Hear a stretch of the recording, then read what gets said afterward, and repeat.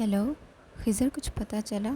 سارم کہہ رہا تھا کہ ہمیں پولیس کو انفارم کرنا چاہیے۔ شارف نے کہا، نہیں، اس کی ضرورت نہیں ہے، یہ سب کچھ راشد کا کام ہے۔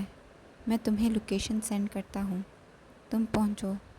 خضر نے کہہ کر فون بند کر دیا۔ یہ کتا یہاں کیا کر رہا ہے؟ کس نے چھوڑ دیا اسے یہاں؟ سارم نے ایک نظر پیچھے دیکھا، شاید معصومہ ٹینشن میں اسے بھول گئی۔ خضر لوکیشن سینڈ کرنے والا ہے، شارف نے بتایا۔ راشد میں اتنی ہمت کہاں سے آئی؟ میرا مطلب ہے، سارم نے کچھ کہنا چاہا۔ اکثر سب سے کمزور کھلاڑی سب پہ بھاری ہوتا ہے۔ راشد سمجھ چکا تھا کہ اس کے بھائی کا بدلہ لینے کے لیے کوئی اس کا ساتھ نہیں دے گا، بس کسی میں اتنی ہمت نہیں تھی کہ کوئی یارم سے پنگا لیتا۔ اسی لیے اس نے یارم کے بارے میں ساری انفارمیشن نکالی اور اس کی سب سے بڑی کمزوری پر حملہ کیا۔ شارف نے تحمل سے اس کی بات کا جواب دیا اور خود خضر کے میسج کا انتظار کرنے لگا۔ کہاں ہو تم راشد؟ میں یہاں پہنچ چکا ہوں۔ یارم نے راشد کو فون کیا۔ مجھ سے ملاقات کر کے کیا کرو گے؟ ڈیول، میں مرنے کے لیے تیار ہوں۔ تم اپنی روح کو ڈھونڈو، مجھے بعد میں سکون سے مار لینا۔ راشد نے پرسکون انداز میں جواب دیا۔ کہاں ہو تم؟ یارم نے غصے سے چلایا۔ اف، ایک تو تم بھی نا۔ یہاں ہوں، اوپر، سامنے دیکھو، آ رہا ہوں نیچے، وہ چڑھ کر بولا اور مسکراتے ہوئے زینے اترنے لگا۔ یہ کوئی بہت پرانا کھنڈر نما جگہ تھی اور وہ سامنے ٹوٹی پھوٹی سیڑھیوں سے اتر رہا تھا جب یارم تیزی سے اس کی طرف آیا اور اسے برے طریقے سے پیٹنے لگا۔ اسے مارتے مارتے یارم نے اپنی جیب سے پستول نکالی اور اسے شوٹ کرنے لگا۔ یارم، ہوش میں آؤ، پاگل ہو گئے ہو کیا؟ خضر نے کہا۔ ڈونٹ! خضر، اسے روکو مت۔ ڈیول، مارو مجھے، قسم سے مار ڈالو، لیکن اگر میں مر گیا تو روح کے بارے میں کون بتائے گا تمہیں؟ تم نے ملک کو مار کر خود پر رسک لے سکتے ہو، لیکن اگر تمہاری روح کو کچھ ہو گیا تو؟ وہ آنکھوں میں شیطانیت لیے بولا۔ تمہارے پاس بہت کم وقت ہے راشد، اپنی موت کا انتظار کرو۔ یارم نے اپنے سرخ انگارہ نما آنکھوں سے دیکھتے ہوئے کہا، اور تمہاری روح کے پاس تھوڑا سا بھی وقت نہیں ہے۔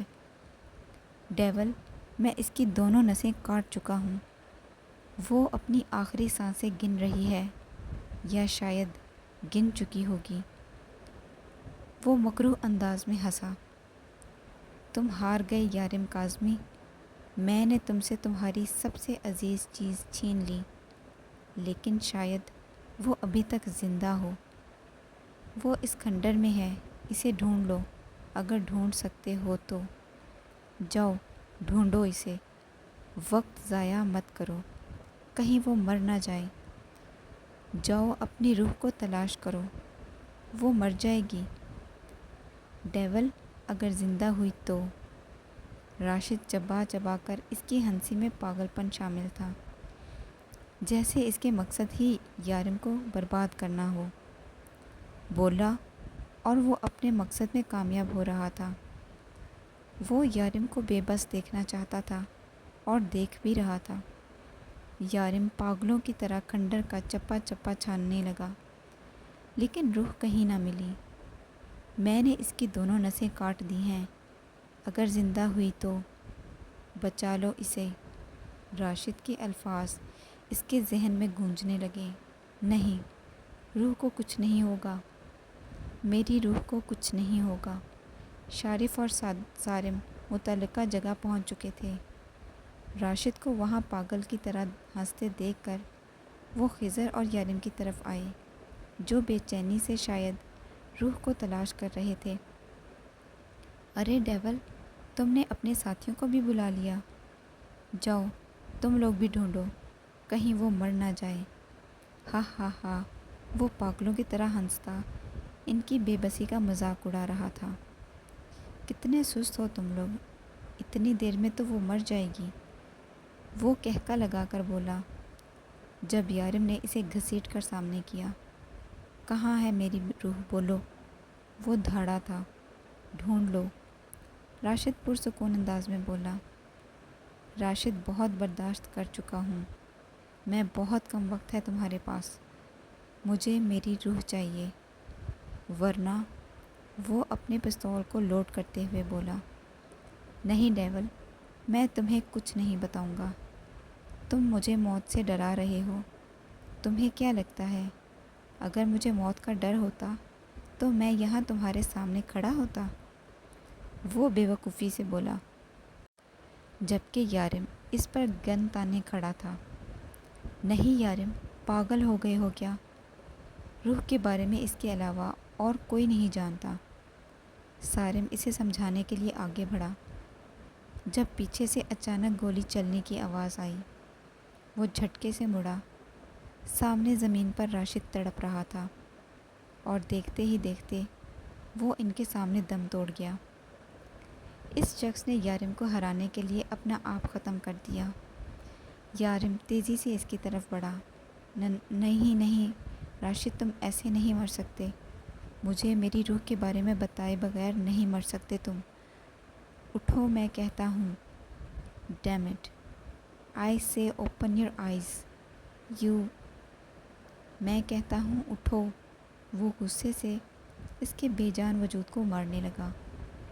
اٹھو، بتاؤ مجھے میری روح کہاں ہے، بولو، اٹھو ورنہ میری روح نہیں، اس نے اس کی نسیں کاٹ دی ہیں، اس باسٹرڈ کو بولو اٹھے۔ خضر، بولو اسے اٹھے، میری روح مر جائے گی۔ یارم پاگلوں کی طرح اسے جھنجھوڑ رہا تھا۔ دیکھ، میں تیرے سامنے ہاتھ جوڑتا ہوں، پلیز مجھے بتا دے میری روح کہاں ہے، وہ مر جائے گی۔ خضر، میری روح مر جائے گی۔ یارم نے اسے پیچھے سے دھکا دیا اور ایک بار پھر سے اسے جھنجھوڑنے لگا۔ یارم، چلو یہاں سے، روح یہاں نہیں ہے، ہم نے کوئی جگہ نہیں چھوڑی، اگر وہ یہاں ہوتی تو اب تک مل چکی ہوتی۔ سارم نے اسے سمجھایا۔ نہیں سارم، مرتا ہوا انسان جھوٹ نہیں بولتا، وہ مجھے بے بس دیکھنا چاہتا تھا، مجھ سے بدلہ لینا چاہتا تھا۔ دیکھو، اس نے بدلہ لے لیا، میری روح کو مجھ سے دور کر کے اس نے مجھ سے میرا سب کچھ چھین لیا، میری روح کو مجھ سے چھین لیا۔ اس نے روح کو یہیں کہیں پر چھپایا ہے۔ یارم، اگر وہ یہاں ہوتی تو کیا ہمیں نہیں ملتی؟ ہم نے ہر جگہ ڈھونڈ لیا، خضر نے کہا۔ نہیں خضر، اگر یہ اس کی پلاننگ ہوتی تو وہ کبھی نہیں مرتا، وہ کبھی میرے سامنے ہی نہیں آتا۔ مجھے لگتا تھا یہ آدمی میرا کچھ نہیں بگاڑ سکتا، لیکن دیکھا اس نے کس طرح سے مجھ سے میرا سب کچھ چھین لیا، دیکھا تم نے کس طرح سے اس نے میری دکھتی رگ پر وار کیا ہے۔ یارم بے بسی سے بولا۔ شونو، جو کب سے بھونک بھونک کر اسے اپنی طرف متوجہ کرنے کی کوشش کر رہا تھا، شارف نے اسے ہاتھ مار کر پیچھے کیا۔ ٹھیک ہے یارم، اگر تمہیں لگتا ہے کہ روح یہاں ہے تو ہم اسے ڈھونڈنے کی کوشش کرتے ہیں، سارم نے اٹھتے ہوئے کہا۔ تو شونو اسے دیکھ کر بھونکنے لگا۔ اف، یہ کتا یہاں کیوں آیا ہے؟ سارم جھنجھلا کر بولا۔ ایک تو وہ پہلے ہی سے اتنے پریشان تھے، اوپر سے شونو نے انہیں مزید تنگ کیا ہوا تھا۔ شارف ایک بار پھر اوپر چلا گیا، خضر کھنڈر کی پچھلی طرف اور سارم وہاں کے ٹوٹے پھوٹے کمروں کی طرف چلا گیا، جبکہ یارم راشد کے بے جان وجود کو دیکھ رہا تھا، جیسے اسے گھورنے سے وہ زندہ ہو کر اسے روح کے بارے میں بتا دے گا۔ بے ساختہ ہی اس کا دھیان شونو کی طرف گیا، جو ایک پرانے کمرے کی طرف جاتا اور پھر مڑ کر اسے دیکھتا، پھر اس کی طرف آتا، اسے دیکھ کر بھونکتا، پھر لوٹ جاتا۔ وہ کب سے یہی عمل دہرایا جا رہا تھا۔ یارم کو کچھ گڑبڑ کا احساس ہوا۔ اسے شونو کے پیچھے جانا بے وقوفی لگا، لیکن پھر بھی وہ یہ بے وقوفی کر گیا۔ کمرے میں داخل ہوا تو شونو زمین پر پڑا کپڑا منہ کی مدد سے کھینچتے ہوئے یارم کو اپنی طرف متوجہ کر رہا تھا۔ یارم نے اس جگہ کو دیکھا جس کے اوپر بہت سارا کوڑا پھینکا گیا تھا۔ پھر اس نے شونو کے منہ میں دبا ہوا کپڑا دیکھا، جو تقریباً سارا ہی زمین کے اندر تھا۔ اس کا بس تھوڑا سا ٹکڑا زمین کے باہر تھا۔ اس کے دماغ میں کچھ کلک ہوا۔ کالے رنگ کا دوپٹہ، صبح روح نے اسی رنگ کے کپڑے پہنے تھے۔ وہ جلدی سے اس کی جگہ کی طرف آیا اور کچرا اٹھانے لگا۔ دل میں بے چینی سی ہونے لگی۔ اس کے دل نے بے ساختہ دعا کی کہ جو وہ سوچ رہا ہے وہ نہ ہو۔ اس کا دل بری طرح دھڑکنے لگا۔ اسے لگا جیسے یہ زمین ابھی کھودی گئی ہو۔ نرم زمین پر یارم کے ہاتھوں کی حرکت تیز ہو گئی۔ کپڑے کا کچھ اور ٹکڑا سامنے آیا۔ شاید نہیں، یقیناً زمین کے اندر اس کی روح دفن تھی۔ خضر نا امید ہو کر واپس آیا تو یارم کو نہ پا کر ڈھونڈنے لگا۔ اسے ڈھونڈتے ہوئے وہ سارے کمرے دیکھنے لگا۔ پھر اس کمرے میں آیا جہاں یارم زمین کھود رہا تھا۔ خضر جلدی سے آگے آیا۔ اب روح کا آدھے سے زیادہ دوپٹہ باہر نکل چکا تھا۔ خضر نے پہلے اونچی آواز میں شارف اور سارم کو پکارا۔ اس کی پکار سن کر وہ دونوں بھاگے، جبکہ خضر تیزی سے آگے بڑھا اور یارم کے ساتھ مل کر زمین کھودنے لگا۔ شارف اور سارم کمرے میں آئے تو انہیں بات کی تہہ تک پہنچنے میں دیر نہ لگی۔ ان دونوں نے آگے بڑھ کر ان کا ساتھ دیا۔ وہ کھودنے میں احتیاط برت رہے تھے جب شارف کے ہاتھ میں روح کا کٹا ہوا ہاتھ آیا۔ اس کے ہاتھ کی نس کو بری طرح سے کاٹا گیا تھا، اور اس کا ہاتھ دیکھ کر شارف کے ہاتھ میں مزید تیزی آ گئی۔ ان چاروں نے مل کر کافی ساری زمین کھود ڈالی۔ وہ روح ہی تھی، اس بات کا یقین وہ پہلے ہی کر چکے تھے۔ لیکن جب روح کا مٹی سے بھرا ہوا چہرہ سامنے آیا، یارم نے بے چینی سے اس کا چہرہ صاف کیا۔ نہ جانے کتنی دیر سے وہ زمین کے اندر تھی۔ یارم کو صدیق کی موت یاد آئی۔ اس نے صدیق کو اسی طرح سے زمین کے اندر سے نکالا تھا۔ اسے لگا جیسے روح کی سانسیں رک چکی ہوں۔ خضر فوراً گاڑی کی طرف بھاگا۔ روح آنکھیں کھولو، روح تمہیں کچھ نہیں ہوا، اٹھو میری جان، میں تمہیں کچھ نہیں ہونے دوں گا۔ یارم اسے باہوں میں بھرے گاڑی کی طرف بھاگا۔ کیا ہوا ہے ان کو؟ ڈاکٹر نے حیرانگی سے دیکھا۔ ڈاکٹر پلیز آپ پہلے ان کی جان بچائیں، اس وقت سب سے ضروری پیشنٹ کی جان بچانا ہے۔ سارم نے اپنا ID کارڈ نکالا اور ڈاکٹر کو دکھایا۔ کچھ دیر میں پولیس یہاں آج پہنچ جائے گی۔ میں جانتا ہوں یہ پولیس کیس ہے، لیکن اس کو ایک مہرے کے طور پر ہمارے خلاف استعمال کیا گیا ہے، پلیز اس کی جان بچائیں۔ سارم نے کہانی بنائی اور ڈاکٹر کو اپنی بات پر یقین دلاتے ہوئے روح کو چیک کرنے کے لیے راضی کیا۔ ان کی ہارٹ بیٹ بہت سلو ہے، دعا کریں۔ اب سب اللہ کے ہاتھ میں ہے، ڈاکٹر نے تسلی دیتے ہوئے کہا۔ یہ لیڈی 3 منتھ سے پریگننٹ تھی، ڈاکٹر نے افسوس سے کہا تھا۔ مطلب؟ خضر نے یارم کے کندھے پر ہاتھ رکھا، جو خاموشی سے کھڑا تھا، جیسے جو کچھ ہو رہا ہے وہ سب سے انجان ہے۔ جی، ان کا مس کیریج ہو چکا ہے اور لیڈی کی جان بھی خطرے میں ہے۔ دعا کریں کہ وہ کوما میں نہ چلی جائیں۔ اگر ایسا ہوا تو ہم انہیں نہیں بچا سکیں گے، ڈاکٹر نے کہا اور واپس چلا گیا۔ یارم، تم خاموش کیوں ہو؟ سنا تم نے ڈاکٹر نے کیا کہا کہ اگر روح کو ہوش نہ آیا تو وہ مر سکتی ہے؟ خضر نے اس کے بے تاثر چہرے کو دیکھتے ہوئے کہا۔ یارم، تم خاموش کیوں ہو؟ خضر نے اسے دیکھتے ہوئے پوچھا۔ سب کچھ ختم ہو گیا خضر، یہ مجھے میرے گناہوں کی سزا دی گئی ہے۔ میرا بچہ مر گیا ہے، میری بیوی اندر ہے، بے جان پڑی ہے، اور میں یہاں بیٹھا اپنی بے بسی کا تماشا دیکھ رہا ہوں۔ میں کچھ نہیں کر سکتا۔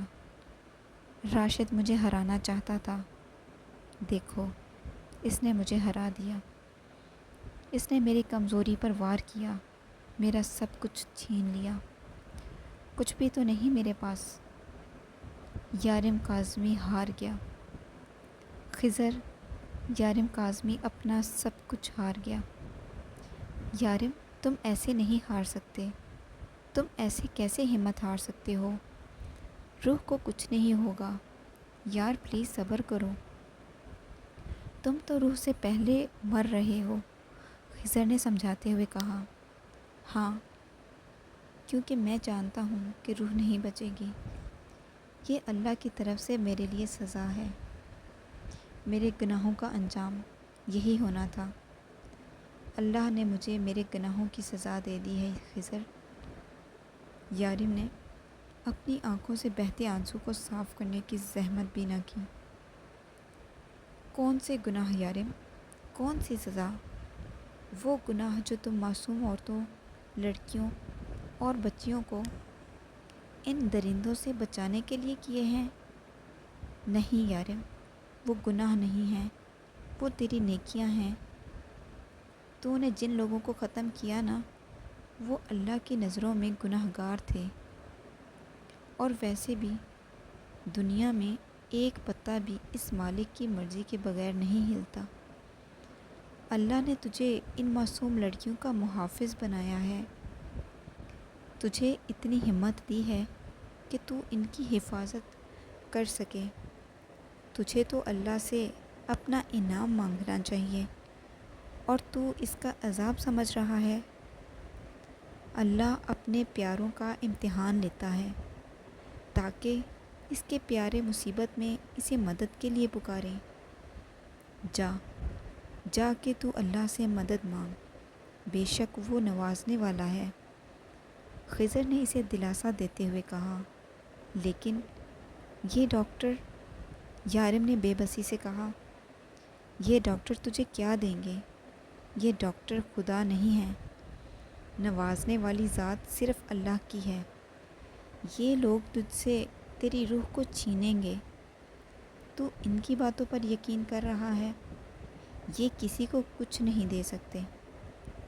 ان کی بات پر یقین کرنے سے بہتر ہے تو اللہ سے مانگ۔ خضر نے اسے سمجھایا۔ تو ٹھیک کہہ رہا ہے خضر، میں اللہ سے مانگوں گا۔ یہ ڈاکٹر مجھے کچھ نہیں دے سکتے۔ مجھے یقین ہے میرا اللہ مجھے مایوس نہیں کرے گا، وہ مجھے میری روح کو واپس کر دے گا۔ میں اس کی آزمائش پر پورا اتروں گا۔ خضر، میری روح کو کچھ نہیں ہوگا۔ میں ان ڈاکٹروں سے اپنی روح کو نہیں مانگوں گا، میں اللہ سے مانگوں گا۔ یارم یقین سے کہتا ہوا وہاں سے اٹھا اور باہر نکل گیا۔ خضر جانتا تھا کہ وہ کہاں گیا ہے۔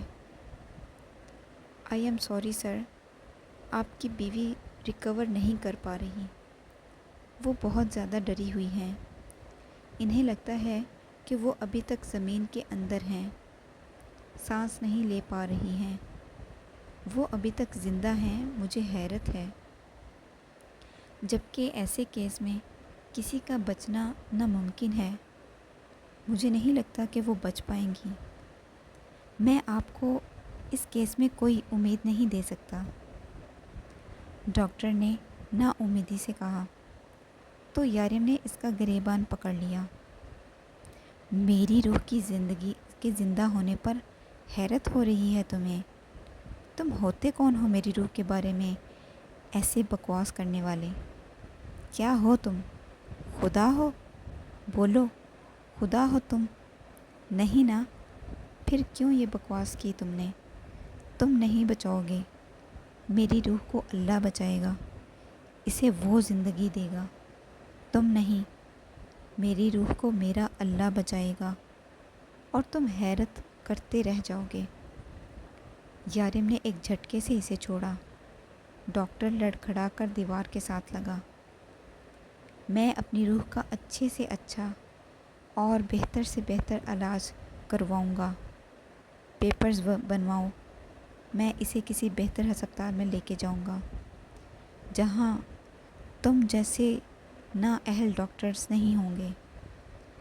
یارم اسے سخت نگاہوں سے گھورتا باہر نکل گیا، جبکہ ڈاکٹر نے سامنے بیٹھے خضر کو دیکھا، جو اسے ایسے دیکھ رہا تھا جیسے یہاں کے منظر سے بے خبر ہو۔